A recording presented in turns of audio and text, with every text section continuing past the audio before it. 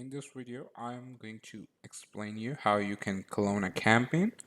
So let's say if you have any campaign that is already running, you can go to the campaign section from the left sidebar, click on three dots in front of that specific campaign.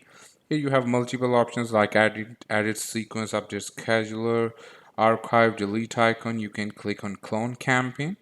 So once you click on that, system will take you to the sequence that was set for this specific campaign. You can add, remove, or change the messages as per your requirement or change the delays.